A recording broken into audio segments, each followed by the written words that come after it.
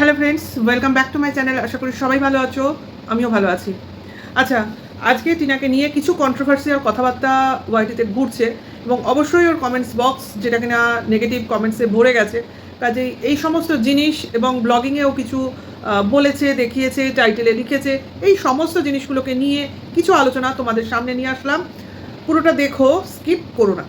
আমি শুরু থেকে পরপর যেটুকু আমার মনে আছে আমি সেভাবে পয়েন্টে পয়েন্টে তোমাদের সামনে তুলে ধরবো আমার মত বা মতামত, ঠিক আছে? তো ফার্স্টে বলি, যখন ও ছাদে দাঁড়িয়ে বলছিল যে গলায় কেন ওর সোনার চেনটা নেই, ওখান থেকে শুরু করছি আমি, ঠিক আছে? যে কলকাতায় গেছিল তার জন্য সোনার চেনটা খুলে রেখেও গেছে, একদম ঠিক ডিসিশন, ওখান থেকে শুরু করলাম। কারণ দেখো, আমরা জানি এই পুজোর সময় বা কোনো অকেশানে কলকাতায় মার্কেট প্লেসে যেভাবে তোমার পিক পকেটের একটা টেন্ডেন্সি থাকে, খুব সাংঘাতিকভাবে হয় এই জিনিসটা। কারণ আমি নিজে ভুক্তভোগী, সোনাদানার ব্যাপারে নয়, কারণ আমি অলরেডি পড়ি না, আমাকে তোমরা বাড়িতেই পড়তে দেখবে না, তো বাইরে আমি গয়নাকাটি নিজে পছন্দই করি না, ওই জন্য আমি গয়নাকাটি পড়ি না কোনো সময় না। গলা কান শুধু হাতে থাকে দুটো, যেহেতু ম্যারেড সেই জন্য দুটো জিনিস আমি পরে থাকি, আমি পড়তে পছন্দ করি না, তার জন্য আমি পড়ি না। কিন্তু এমন তো অনেকেই আছে যারা পরে, আমার বাড়িতেই থাকে অন্যান্য বউরা, ওরা খুব পড়তে পছন্দ করে গয়নাকাটি, তো বাড়িতে পড়লেও বাইরে যাওয়ার সময় খুলে রেখে যায় তারা, ঠিক আছে? অবশ্যই ইমিটেশন করেই বাইরে বেরোয়। তো এই যে খোলাখুলি, এই যে তোলাতুলি, এই ব্যাপারটা আমার পোষায় না, তার জন্যও আমি পড়ি না। একটা ভয় থাকে না শরীরে, কখন একটা এমার্জেন্সি এলেও বেরিয়ে পড়লাম, মনে থাকে না খুলতে মুলতে। তো রাস্তায় বেরিয়ে খোলার থেকে না পড়াই ভালো আমার কাছে মনে হয়। যাই হোক, ও কালে ভদ্রে যায়, ও খুলে রেখে গেছে, এবং এই যে ডিসিশনটা নিয়েছে, যতই গাড়িতে যাক, রাস্তায় হেঁটে মার্কেটিং করতে গেলে এই রিস্কটা নেওয়া উচিতই নয়। তা এটা একটা বুদ্ধিমানের কাজ করেছে, মাথায় রেখে চলেছে, তার জন্য ওকে আমি বুদ্ধিমতীই বলবো, ভালো ডিসিশন নিয়েছে সেই জন্য। তো এইবার যখন কলকাতায় আসার দিনের কথাটা উঠলো, সেই প্রসঙ্গে একটা কথা আমি এখানে বলে নিই, যেটা কিনা আমি এর আগের ওর ব্লগিংয়ে আমি বলতে ভুলে গেছিলাম, বা মনে করো আমি সেভাবে বলিনি, হয়তো ওভারলুক করে গেছিলাম। সেটা হলো, এই যে কলকাতায় গেছিল, যাওয়ার আগের দিন ও পরিষ্কার বলে দিয়েছিল যে সেবক দাদা ওর সঙ্গে কন্ট্যাক্টে রয়েছে, সবাই জানো, তো কন্ট্যাক্টে রয়েছে, এবং তার সাথেই ও বিভিন্ন লিগ্যাল কাজগুলো করে, উনি হেল্প করে। তো সেই জন্য ওই দাদার ফোন এসেছিলো, এবং হঠাৎ করেই ওদের কোনো কাজে বেরোতে হবে, সেটা কিন্তু আগের দিনই ডিক্লারেশন দিয়ে দিয়েছিল। তো আমরা সবাই জানি উনি যাচ্ছেন সঙ্গে, এবং টিনার সঙ্গে টিনার মাও যাচ্ছে, তো পরিষ্কার একদম তোমার বলা কথা। তা সেখানে যখন ওরা বেরোলো, কোথায় যাবে সেটা বলেনি, আমরা পরে জেনেছি সেটা কলকাতা, ওর ভিডিও মারফত এবং ওর মার ভিডিওর মারফত। তো সেখানে আমরা তাকে দেখিনি, কারণ এর আগেও সেবক দাদা ওর বাড়িতে যাতায়াত করেছে, জানিয়েছে টিনা, তবু তাকে দেখায়নি, বলেছে দেখাবো না, যেহেতু কন্ট্রোভার্সি চলে সেই কারণে। এবং যখন কলকাতায় গেছে তখনও ওনাকে শেয়ার করেনি। খুব ভালোভাবে ক্যামেরাটা ও করেছে, যাতে কোনোভাবে কোনো অ্যাঙ্গেলেই ওই দাদার একটা জামা বা শার্টের হাতের কলার বা চশমার কোনা বা কোনো কিছু কোনোভাবে সামনে আসতে পারে। খুব ট্যাক্টফুলি ভিডিওটা করেছে, কিন্তু যেটা আটকাতে পারেনি সেটা হচ্ছে গলার ভয়েস, যেটা আমরা খুবই পরিচিত ওই ভয়েসের সঙ্গে, তার জন্য আমাদের বুঝতে বা মানতে কোনো অসুবিধা হয়নি, আর অত সন্দেহজনক মন নিয়েও থাকি না, ঠিক আছে? কিছু কিছু ক্ষেত্রে সন্দেহ করতে হয়, সেই জন্য করি, সব সময় মনটা সন্দিগ্ধ থাকে না। তো এইবার তাই নিয়ে বহু কথাবার্তা হচ্ছে, গাড়ির সাইজ, গাড়ির সিট কজন হতে পারে গাড়িতে, কাজেই পেছনে 3 জন বসতে পারে, সেখানে 2 জন, নিশ্চয়ই আরেকজন ছিল। ওই দাদা গেলে নিশ্চয়ই তাকে দেখা যেত, ওই দেখা যায়নি তো। গলার ভয়েসটা ওই দাদার মতো লাগছে না তো, মনে হচ্ছে ফোকলা ভাই। এবার আর ড্রাইভার বলেনি, কারণ ড্রাইভারের ফেসটা দেখা গেছিলো, তার জন্য ড্রাইভারের নামটা এখানে আসেনি। যাই হোক, তো এই সমস্ত কথা আমরা শুনছিলাম বিভিন্ন চ্যানেলে। তা এরা বলবে, সুযোগ পেলে বলবো না কেন, গল্প কেন বানাবো না, যেখানে গল্প শোনার আমার লোক আছে নিশ্চয়ই বলবো। তা সেই সুযোগটাই তারা নেয়, যেহেতু ভিউয়ার্সরা খায় তারা খাওয়ায়। তো এক্ষেত্রে আমাদের বলার কিছু ছিল না, কারণ টিনার ডিক্লারেশন আমাদের জানা শোনা, কাজে যারা বলছে বলুক। কিন্তু এখানে একটা সুবিধা বা সুযোগ কী হয়েছিল, ওর মাও যেহেতু এখন ক্যামেরা করে, কাজে ওর মার ক্যামেরায় কোনো না কোনো জায়গায় ওই দাদার লোয়ার পোর্শনটা এসে গেছিলো, মানে প্যান্ট, হাতের পোর্শন, কবজির পোর্শন, এই জায়গাগুলো কোনো একটা সময় এসে গেছিলো, যখন ওরা ওই তোমার মার্কেটিং করছিল ঘুরে ঘুরে। তো সেখান থেকে তো পরিষ্কার বোঝা গেছে ওই দাদা একটা কালো টি শার্ট পরেছে, ব্ল্যাক টি শার্ট পরা ছিল, এবং ওনার হাত দেখে বোঝা গেছিল। তাছাড়া ওনার একটা বডি ল্যাঙ্গুয়েজ, হাঁটা চলা, এগুলো সব আমরা দেখেছি এর আগেও, সেই জন্য ওনার চ্যানেল থেকে, সেই জন্য জানা বোঝা সম্ভব হয়েছে। কাজে এই গল্পটা বেশি সময় ধরে চলেনি, ভেঙে গেছে, মানে গল্পটা বেশিক্ষণ খায়নি লোকে। তো এইটুকু আমার বলার ছিল, যেটা আমি এখন এই ভিডিওতে আমার ভিডিওতে আর কি ক্লিয়ার করলাম। যে সাবধান এই গল্পবাজগুলোর থেকে, হ্যাঁ, কারণ এখনও গল্পবাজ গল্প শুনিয়েই যাচ্ছে, ফ্ল্যাটের গল্প, এখন হয়তো ঘুরতে যাওয়ার গল্প, যেটা কিনা টিনারা ঘুরতে যাবে, আসছি ক্রমে ক্রমে এই গল্পবাজরা গল্প বাজিয়েই যাবে, কিন্তু একবারও বুঝছে না যে এই মুহূর্তে যদি কাউকে কোনো সময় টিনার সঙ্গে দেখা যায়, তাহলে কিন্তু টিনার পক্ষেই সেটা খারাপ হয়ে যাবে, এবং সেই রিস্কটা টিনা কোনোভাবেই নেবে না, ঠিক আছে।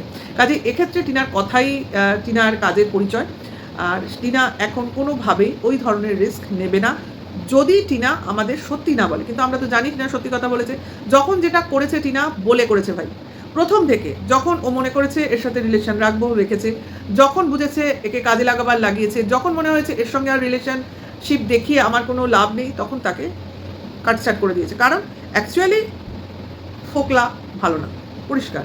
আর আমি তো পছন্দ করি না, প্রথম থেকেই করি না। টিনার এগেনস্টে যখন ছিলাম আমি ফার্স্ট দিকে, তখন এই ফোকলাকে অপছন্দ করেই ছিলাম।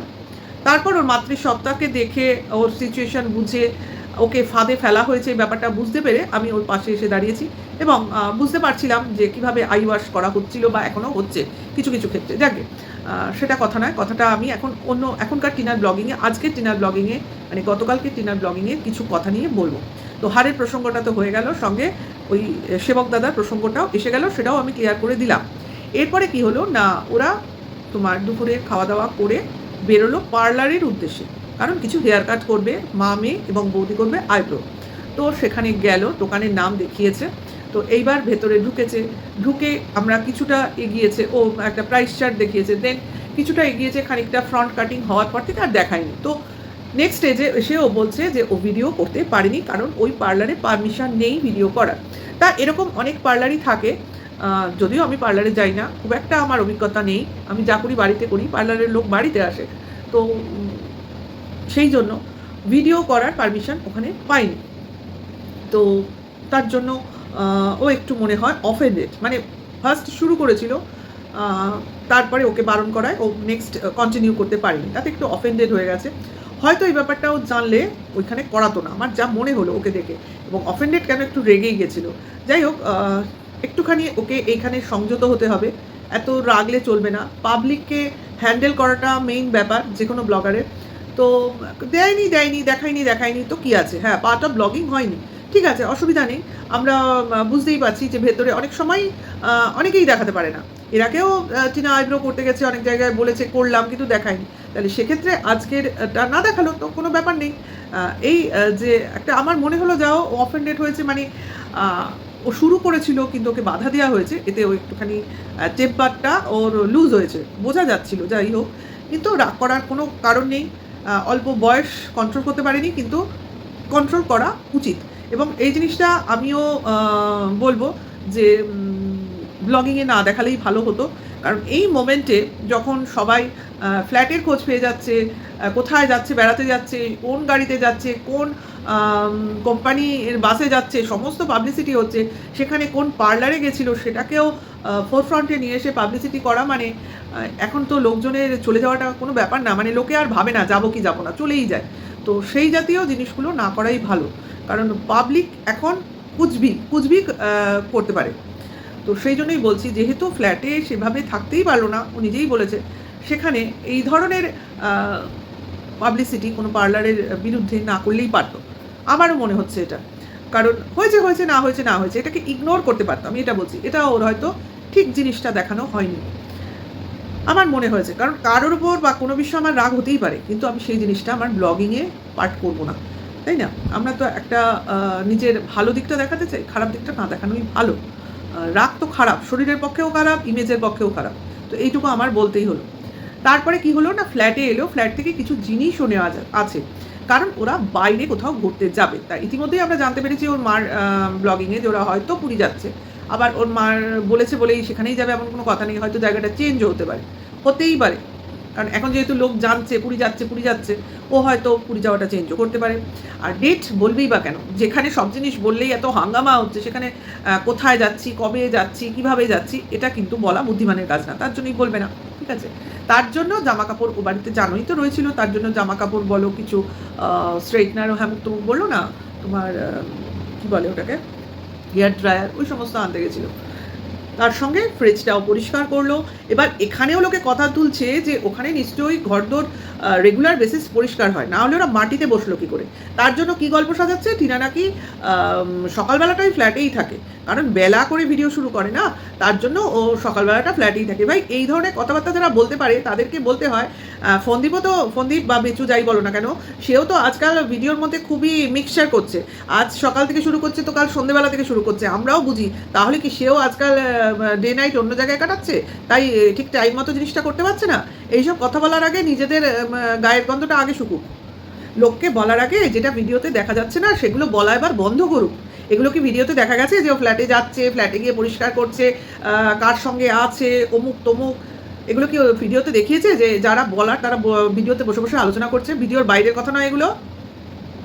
প্রমাণ ছাড়া ভিডিওর বাইরে কথা বলে কি করে, এত বড় সাহস হয় কি করে, যেখানে আজকাল এক একজন বিভিন্ন কেসে ফেসে যাচ্ছে এই ভিডিওর বাইরে কথা বলার জন্য। যাই হোক, এরা নিজেও জানে কেস করলেও কিছু হয় না, ওই পয়সা খরচই হয়, তার জন্য এরা বলতেও ছাড়বে না, মুখ বন্ধও করবে না, আর ওই কেস দেবো করবে, আর কেস দেবে আর বসে বসে মজা নেবে, এই হয়েছে এদের ক্যারেক্টার। যাই হোক, নির্লজ্জতার মানে পরিসীমা নেই।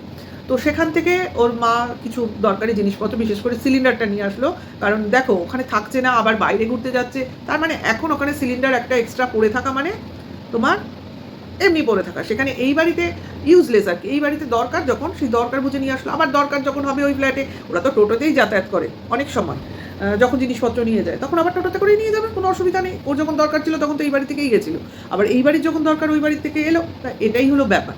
তা এর মধ্যে টিনা একটি কথা বলে ফেলেছে যে ও যখন ফ্ল্যাটে গেছে তখন ওর লাইটটা দপদপ করছিল, ঠিক আছে। এবার সেই লাইট দপদপ করার জন্য ওর একটু রাগই হয়েছে। এর আগের দিন ওর ফিউজ উড়ে গেছিলো, আজকে ফিউজ উড়ে যায়নি, লাইটটা দপদপ করছিল। অনেক সময় ভোল্টেজের জন্যও করে, যাই হোক সেটা কথা না। কথাটা হচ্ছে ও রাগের মাথায় বলে ফেলেছে, তোমরা যারা বলছো এখানে ভূত আছে, তার মানে সত্যি সত্যি ভূত আছে, হয়তো আমার এখানে থাকা হবে না।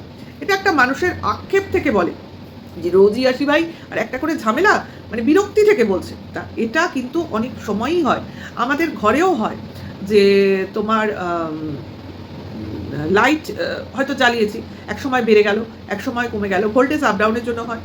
আর দ্বিতীয়ত অনেক সময় লাইনের গন্ডগোলের জন্য হয়, মানে ফ্ল্যাটে যে ওয়্যারিং আছে সেই ওয়্যারিংয়ের গন্ডগোলের জন্য হয়, মানে ইলেকট্রিক্যাল লাইনটা ঠিকঠাকভাবে করা নেই, বা ঠিকঠাকভাবে তোমার সুইচের ওখানে যে ভোল্টেজের একটা থাকে জিনিস, সেটাকে কী যেন বলে, আমি ঠিক এই মুহূর্তে মনে করতে পারছি না, সেটাকে ঠিক মতো করা নেই।